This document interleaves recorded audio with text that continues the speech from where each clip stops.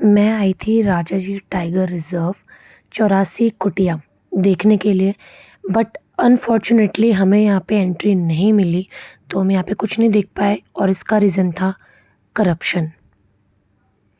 उसके बाद यहाँ से ध्यान हटाने के लिए मैं गई एक बहुत ही अच्छे पॉइंट पे, जहाँ का व्यू बहुत ही अच्छा था और काफ़ी सुकून दे रहा था। तो मैंने काफ़ी देर यहाँ टाइम स्पेंड किया। उसके बाद मुझे मिला ये चोटी वाला, जहाँ पे हम कुछ खाने नहीं गए क्योंकि मेरा पेट ऑलरेडी भरा हुआ था। ऋषिकेश आओ और वहाँ आपको बहुत सुंदर व्यू पॉइंट ना मिले तो ऐसा हो नहीं सकता। मैं जा रही थी राम झूला की तरफ, आप देख सकते हो यहाँ लिखा भी हुआ है लव राम झूला। ऐसे ही मुझे एक सुंदर सा व्यू पॉइंट मिला और मैंने सोचा क्यों ना यहाँ पे बहुत सारी फ़ोटोज़ क्लिक कराई जाए, तो मैंने काफ़ी सारी अपनी फ़ोटोज़ क्लिक करवाई। और उसके बाद यहाँ थोड़ी देर बैठ के मैंने अपने ट्रिप के पैसे वसूल किए और उसके बाद हम निकल चले राम झूला की तरफ। तो चलिए आपको भी इसकी यात्रा कराते हैं। कैसी फीलिंग थी आगे बताती हूँ।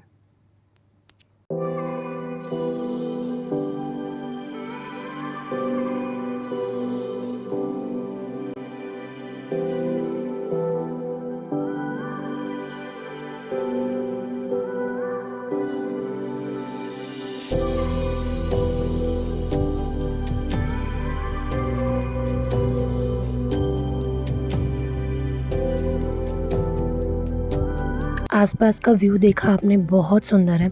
जैसे जैसे मैं इस पे चल रही थी ना, मुझे फ़ील हो रहा था कि ये हिल रहा है। तो मैंने कंफर्म किया अपने कैमरामैन से कि तुझे भी ऐसा फ़ील हो रहा है? हाँ, तो उसको भी फ़ील हो रहा था कि ये हिल रहा है। तो मैं थोड़ी-सी घबरा गई थी क्योंकि पहली बार मैंने ऐसे एक्सपीरियंस लिया है। तो मैंने सोचा कि जल्दी-जल्दी मैं यहाँ से निकलती हूँ, बट यहाँ पे आप भीड़ देख सकते हो, काफ़ी भीड़ थी। तो आप तेज़ी से भी नहीं चल सकते थे, आपको आराम-आराम से ही चलना है। तो मैं आराम-आराम से बाहर की तरफ निकली। अगर आप ऋषिकेश आओ और राम झूला पे आओगे तो आप सब मुझे कमेंट्स में ज़रूर बताना कि आपको भी ऐसे ही फ़ील हो रहा है जैसे मुझे हो रहा है। उसके बाद मैं बाहर निकली और मुझे दिख गई चाट, तो मैंने यहाँ पे खाई एक प्लेट चाट। और उसके बाद मुझे जाना था त्रिवेणी घाट आरती के लिए, जिसका टाइमिंग था 6:30। यहाँ मैं घाट पे पहुँच चुकी हूँ। क्यूट सी लड़की से मैंने ली ये फूलों की टोकरी। हरिद्वार और ऋषिकेश में ऐसी ही टोकरी मिलती है। उसके बाद मैं यहाँ घाट पे आ गई गंगा नदी में जाने के लिए रेडी, पूजा के लिए रेडी। पानी बहुत ठंडा था, बट मुझे बिल्कुल फ़ील नहीं हुआ कि पानी ठंडा। मेरा ध्यान था कि मैं जाके अपनी पूजा कर लूँ अच्छे से। मैं ज़्यादा आगे नहीं गई। गंगा नदी उफान पे थी, बट शांत भी लग रही थी। तो मैंने यहाँ पे कपूर जलाया, धूप जलाई और अपनी पूजा स्टार्ट की।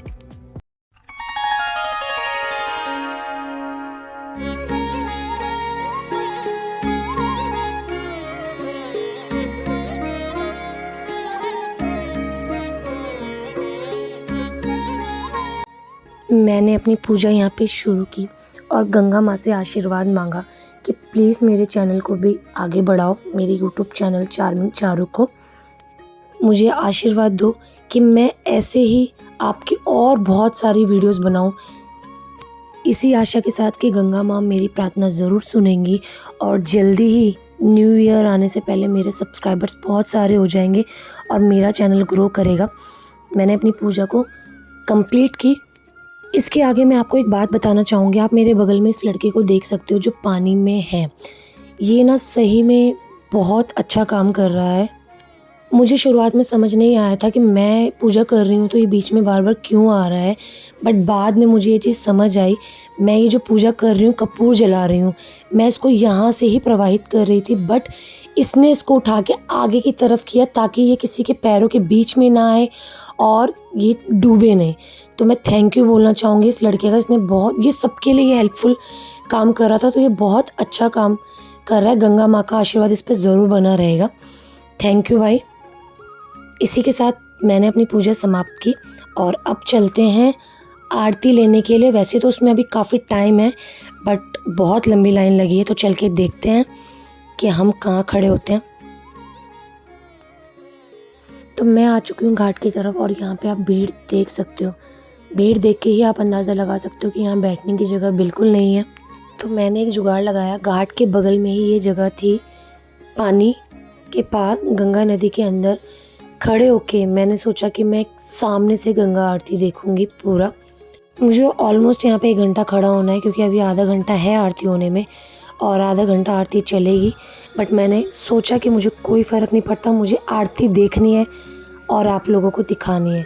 तो यहाँ पे सबसे पहले गंगा माँ को प्रणाम किया जाता है।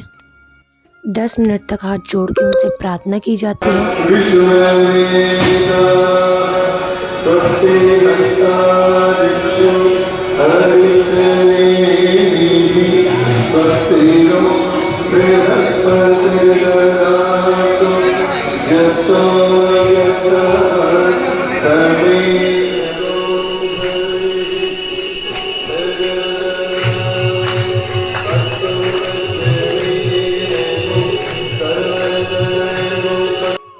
इसके बाद शुरू होने जा रही है गंगा माँ की आरती।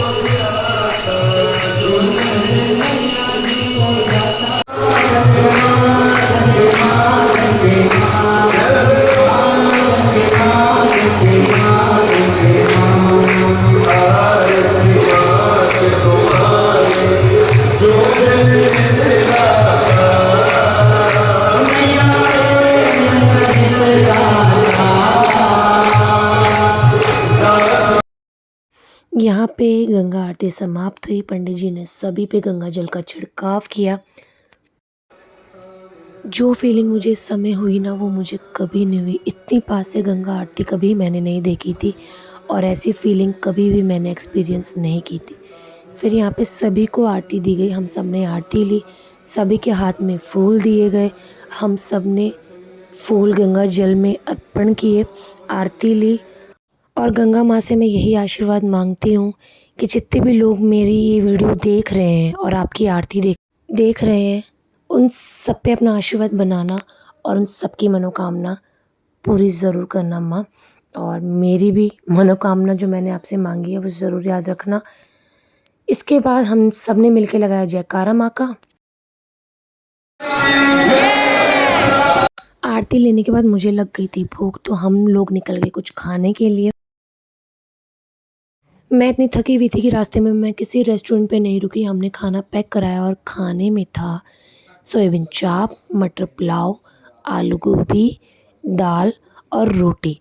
और एक बात मैं आपको ज़रूर कहना चाहूँगी, ऋषिकेश का खाना खा के मुझे ऐसा फ़ील हुआ कि मैं कोई सात्विक भोजन कर रही हूँ। बहुत अच्छा लगा ये खाना खा के। फिर सब बहुत थके हुए थे और मैं जाकर सो गई। सुबह उठना भी था टाइम से क्योंकि कल हमें निकलना था दिल्ली। तो मैं रात को पैकिंग करके नहीं सोई थी, तो मैं सुबह जल्दी उठ गई और सबसे पहले मैंने अपना बैग पैक किया।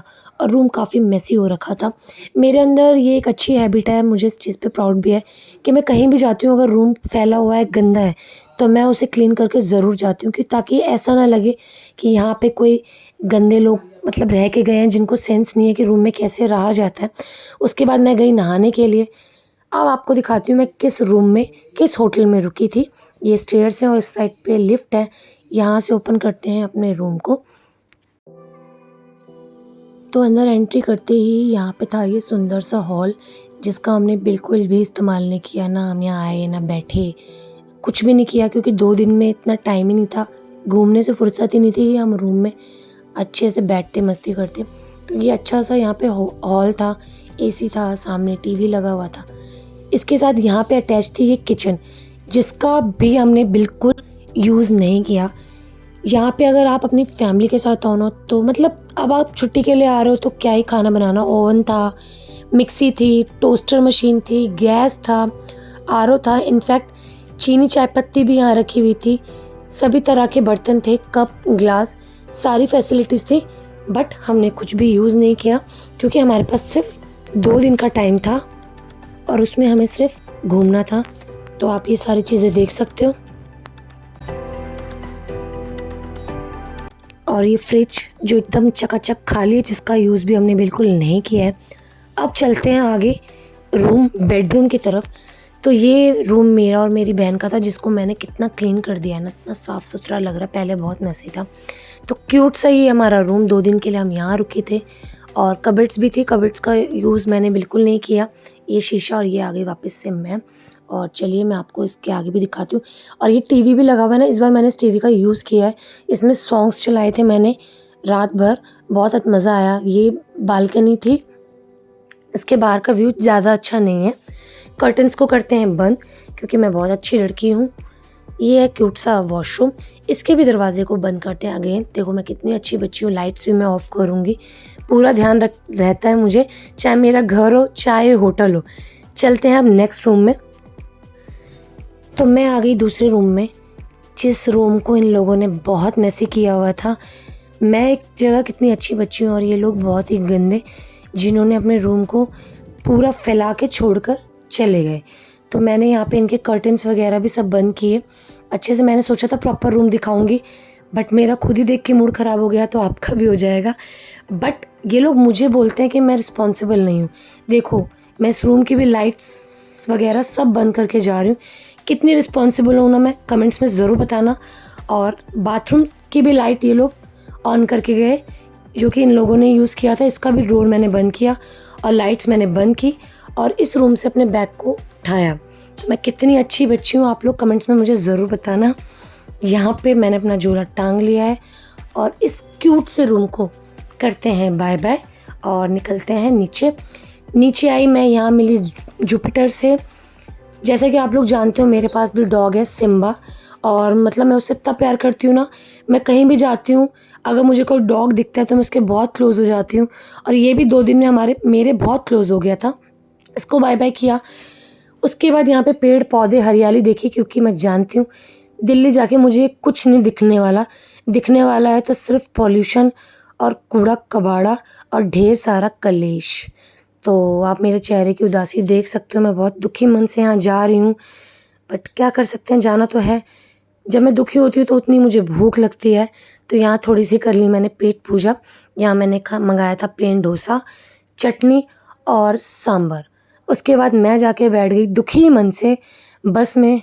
आप ना देखो, सच सच बताना कमेंट्स में, मैं सच में दुखी लग रही हूँ, एक्टिंग कर रही हूँ? मैं बिल्कुल एक्टिंग नहीं कर रही हूँ, मैं सही में दुखी हूँ। मेरा यहाँ से घर जाने का मन नहीं है। मैं चाहती हूँ कोई मुझे रोक ले, बट घर तो जाना पड़ेगा। और यहाँ मैं घर आ गई और आते ही सबसे पहले मैं मिली अपने फेवरेट इंसान से, जिसको देख के मेरा सारा दुख गायब हो जाता है। बट ये मुझसे गुस्सा है, इसके दाँत दिखाने से आप देख लो। कभी भी 1 दिन के लिए 2 दिन के लिए अगर हम इसे छोड़ के जाते हैं तो इसे बहुत गुस्सा आता है, देखो, क्योंकि ये भी हमें बहुत मिस करता है और मैं भी इसे बहुत मिस करती हूँ। और इसको इसीलिए गुस्सा आता है कि ये मुझे छोड़ के कहाँ चली जाती हैं। इतना गुस्सा था ये कि ये मुझ पे इतना भौंक रहा था। मैं जितना इसे प्यार करना चाहूँ उतना ही भौंक रहा था। ये देखो इसका गुस्सा। बट मैं इसकी कमज़ोरी जानती हूँ कि इसके गुस्से को कैसे काबू में किया जा सकता है। तो यहाँ मुझे 2 मिनट लगे इसके गुस्से को काबू करने में। खुजली करो, बस इसके लैब पे थोड़ा सा खुजली करो, ये आ जाता है काबू में और करने लगता है शेक हैंड। तो इसी के साथ इस व्लॉग को करूँगी मैं यहीं पे एंड। आई होप आप लोगों को मेरा ये व्लॉग पसंद आए। प्लीज़ कमेंट्स करिए, कुछ भी कमेंट करिए, पर करिए। चैनल पे न्यू है तो सब्सक्राइब करिए। मिलेंगे नेक्स्ट व्लॉग में। Bye bye.